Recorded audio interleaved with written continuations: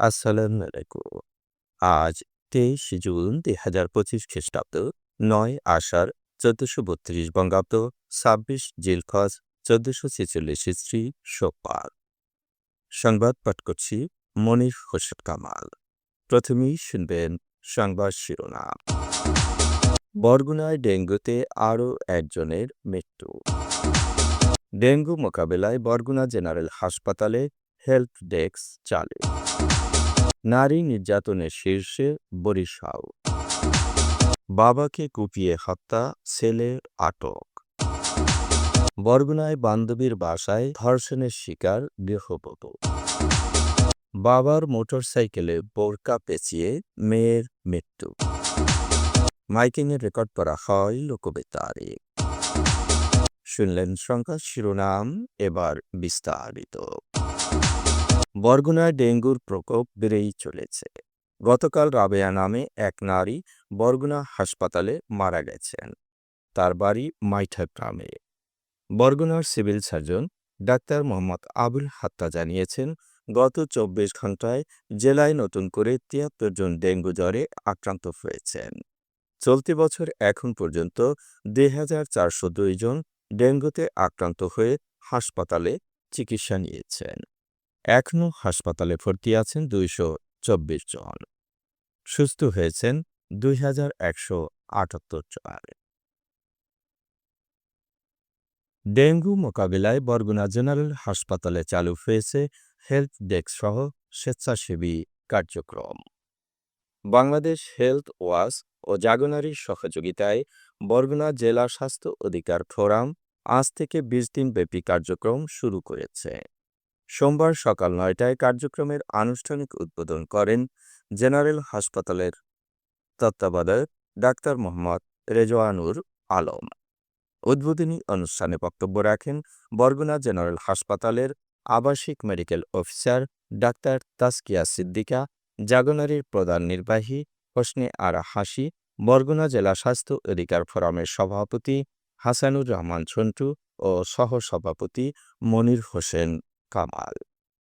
প্রতিদিন সকাল ৮টা থেকে রাত ৮টা পর্যন্ত ২ শিফটে ১০ জন করে স্বেচ্ছাসেবক দায়িত্ব পালন করবেন। হাসপাতালের নিচতলার গেটে হেল্প ডেস্কে ২ জন স্বেচ্ছাসেবক বসবেন।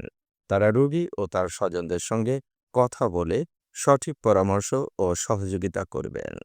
৩ জন স্বেচ্ছাসেবক ডেঙ্গু ওয়ার্ডে দায়িত্ব পালন করবেন। তারা নির্দিষ্ট জায়গায় ময়লা ফেলার পরামর্শ দিবেন। স্বজনদের অযথা ভিড় সামলিয়ে স্বাস্থ্যকর পরিবেশ বজায় রাখবেন। রোগীদের মশারির মধ্যে থাকতে পরামর্শ দিবেন। জেলা স্বাস্থ্য অধিকার ফোরামের পক্ষ থেকে ময়লা ফেলার জন্য কালার কোডের ঝুড়ি দেয়া হয়েছে, যেখানে রোগী ও স্বজনরা ময়লা ফেলবেন। এছাড়াও জেলা স্বাস্থ্য অধিকার ফোরামের পক্ষ থেকে লিফলেট সহ সচেতনতামূলক পথসভার আয়োজন করা হয়েছে। একই অনুষ্ঠানে স্টার্ট ফান্ডের সহযোগিতায় জাগনারী ও এনএসএসের পক্ষ থেকে বরগুনা জেনারেল হাসপাতালে ২৫০টি মশারি প্রদান করা হয়। বাংলাদেশে নারীর প্রতি সহিংসতার হার সবচেয়ে বেশি বরিশাল বিভাগে, আর তুলনামূলকভাবে সবচেয়ে কম সহিংসতা ঘটেছে সিলেটে। এমন তথ্য উঠে এসেছে বাংলাদেশ পরিসংখ্যান ব্যুরো বিবিএস এবং জাতিসংঘ জনসংখ্যা তহবিল ইউএনএফপি এর যৌথভাবে পরিচালিত নারীর প্রতি সহিংসতা জরিপ প্রতিবেদন ২০২৪-এ। প্রতিবেদনে বলা হয়েছে, জীবদ্দশায় অন্তত একবার হলেও স্বামী বা সঙ্গীর দ্বারা শারীরিক, মানসিক, যৌন, অর্থনৈতিক নিপীড়ন অথবা নিয়ন্ত্রণমূলক আচরণের মুখোমুখি হয়েছেন এমন নারীর হার বরিশালে সর্বোচ্চ ৮২%। তার ঠিক পরই খুলনায় এ হার ৮১%। অন্যদিকে সিলেট ও ঢাকায় সহিংসতার হার সবচেয়ে কম, প্রায় ৭৩%। চট্টগ্রামে এই হার ৭৬, ময়মনসিংহে ৭৫, রাজশাহীতে ৭৫ এবং রংপুরে ৭৪%। জরিপের আগের ১২ মাসে নির্যাতনের শিকার হয়েছেন এমন নারীর হার হিসেবেও বরিশাল শীর্ষে ৫৭%। সবচেয়ে কম সহিংসতার ঘটনা ঘটেছে রাজশাহীতে, যেখানে এই হার ৪১%। চট্টগ্রাম ও রংপুরে এই হার ৫৩, খুলনায় ৫২, সিলেটে ৫০, ময়মনসিংহে ৪৮ এবং ঢাকায় ৪৫% মতো। প্রতিবেদনে আরও বলা হয়েছে, প্রাকৃতিক দুর্যোগপ্রবণ এলাকাগুলোতে নারীর উপর সহিংসতার ঝুঁকি তুলনামূলকভাবে বেশি। এসব অঞ্চলে নারীদের জীবদ্দশায় সহিংসতার হার ৮১%। যেখানে দুর্যোগপ্রবণ নয়, এমন এলাকায় এই হার ৭৪%। জরিপের আগের বছরের তথ্য অনুযায়ী দুর্যোগপ্রবণ এলাকায় সহিংসতার হার ছিল ৫৩%, যেখানে অন্যান্য এলাকায় তা ছিল ৪৭%। জাতিসংঘের নির্ধারিত মানদণ্ড অনুযায়ী বাংলাদেশে জীবদ্দশায় অন্তত একবার স্বামী বা সঙ্গীর হাতে নির্যাতনের শিকার হয়েছেন এমন নারীর হার ৭০%। তবে দেশের বাস্তব প্রেক্ষাপটে সহিংসতার ধরন আরও বিস্তৃত ধরে দেখা হলে দেখা যায় এই হার দাঁড়ায় ৭৬%। একইভাবে গত ১২ মাসে সহিংসতার হার ৪৯%, যদিও জাতিসংঘের মান অনুযায়ী তা ৪১%। সবচেয়ে বেশি সহিংসতার শিকার হচ্ছেন কিশোরী বয়সী নারীরা। ১৫ থেকে ১৯ বছর বয়সী নারীদের মধ্যে ৬২% গত এক বছরে অন্তত একবার সহিংসতার শিকার হয়েছে। সারা দেশের শহর, গ্রাম, বস্তি ও দুর্যোগপ্রবণ এলাকার ১৫ বছর বা তার বেশি বয়সী মোট ২৭,৪৭৬ জন নারীর উপর ভিত্তি করে এই জরিপ পরিচালিত হয়েছে। কিশোরগঞ্জের ভৈরবে বাবাকে কুপিয়ে হত্যার অভিযোগে ছেলেকে আটক করেছে পুলিশ।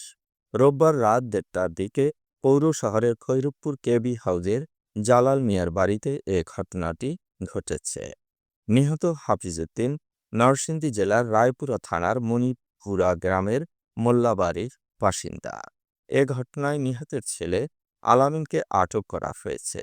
তারা ভৈরবপুর উত্তরপাড়া কেবি হাউজের জালাল মিয়ার বাড়িতে দীর্ঘদিন ধরে বাসা ভাড়া নিয়ে থাকতেন। আলামিন পেশায় বিভার চালক। তার বাবা ভিক্ষা করতেন। ছেলের নিষেধ সত্ত্বেও ভিক্ষা বন্ধ না করায় হত্যার এ ঘটনাটি ঘটেছে। বরগুনায় বান্ধবীর বাসায় এক গৃহবধূ ধর্ষণের শিকার হয়েছেন। এ ঘটনায় ভুক্তভোগী বরগুনা নারী ও শিশু নির্যাতন দমন ট্রাইব্যুনালে বান্ধবীসহ ৩ জনকে আসামি করে একটি মামলা দায়ের করেছেন।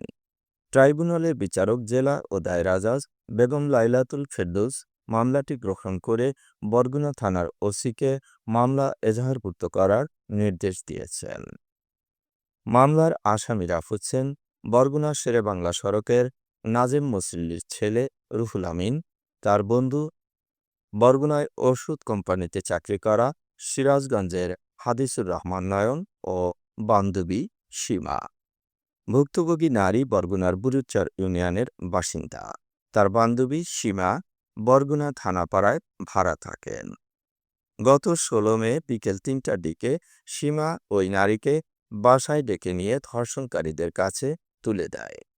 পরে ওই নারীকে অজ্ঞান করে রুহুল আমিন ও নয়ন পালাক্রমে ধর্ষণ করে। তারা মোবাইলে ভিডিও করে ওই নারীকে চুপ থাকতে বলেন।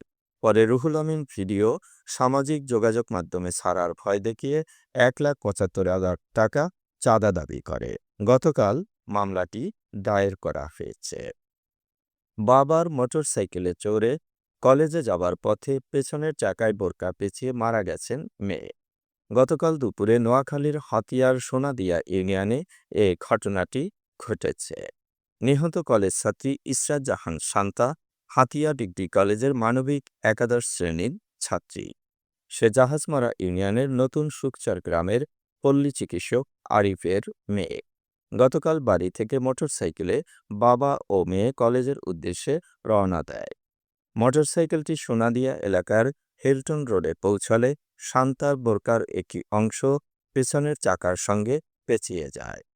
গলায় ঝুলানো থাকা বোরকার অংশটি চাকায় পেঁচিয়ে ফাঁস লেগে শান্তা মারা যায়।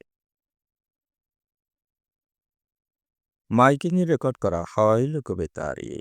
সুমধুর ও সুস্পষ্ট কণ্ঠে মাইকিংয়ের জন্য লোকবেতারের বিকল্প নেই।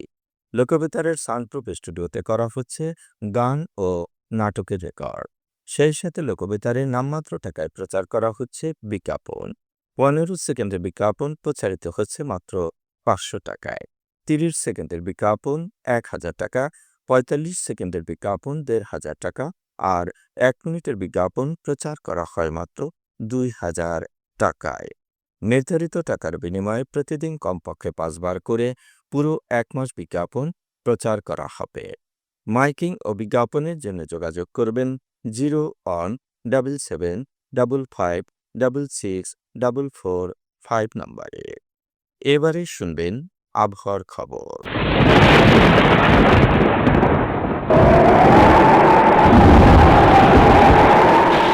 মৌসুমী বায়ু বাংলাদেশের উপর মোটামুটি সক্রিয় ও উত্তর বঙ্গোপসাগরে তা মাঝারি অবস্থায় রয়েছে।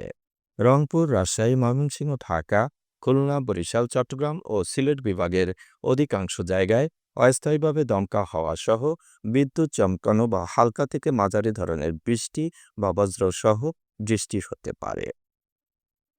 সেই সাথে সারা দেশের কোথাও কোথাও মাঝারি ধরনের ভারী থেকে অতি ভারী বর্ষণ হতে পারে।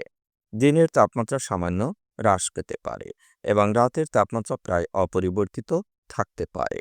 সোমবার পর্যন্ত বৃষ্টি ও বজ্রসহ বৃষ্টি হতে পারে। আজ দেশের সর্বোচ্চ তাপমাত্রা ছিল নিকলিতে ৩৫.২ ডিগ্রি সেলসিয়াস এবং সর্বনিম্ন তাপমাত্রা ছিল বান্দরবানে ২৪.৮ ডিগ্রি সেলসিয়াস। বরগুনার সর্বোচ্চ তাপমাত্রা ২৯.৭ ডিগ্রি সেলসিয়াস, সর্বনিম্ন ২৬ ডিগ্রি সেলসিয়াস। আগামীকাল সূর্যোদয় হবে ভোর ৫টা ১৩ মিনিটে। সংবাদ শেষ করার আগে শিরোনামগুলো আবার পড়ছি। বরগুনায় ডেঙ্গুতে আরও একজনের মৃত্যু। ডেঙ্গু মোকাবেলায় বরগুনা জেনারেল হাসপাতালে হেলথ ডেস্ক চালু। নারী নির্যাতনের শীর্ষে বরিশাল। বাবাকে কুপিয়ে হত্যা, ছেলের আটক। বরগুনায় বান্ধবীর বাসায় ধর্ষণের শিকার গৃহবধূ। বাবার মোটরসাইকেলে বোরকা পেঁচিয়ে মেয়ের মৃত্যু। মাইকিংয়ে রেকর্ড করা হয় লোকবেতারে। সংবাদ শেষ করার আগে জানিয়ে দিচ্ছি লোকবেতারের সংবাদ জানানোর মোবাইল নম্বর। আপনার এলাকার গুরুত্বপূর্ণ সংবাদ জানাতে ফোন করুন 0-17755664445 নম্বরে। আর লোকবেতারের সাথে যুক্ত হয়ে গান শুনতে চাইলে SMS করুন 01782973478 নম্বরে। মোবাইল করবেন 01959438545 নম্বরে। বিশ্বের সব জায়গা থেকেই শুনতে পারবেন লোকবেতার। লোকবেতার fm.co.rg ওয়েবসাইটের মাধ্যমে শুনুন সরাসরি অনুষ্ঠান। সংবাদ পাঠ এখানেই শেষ করছি।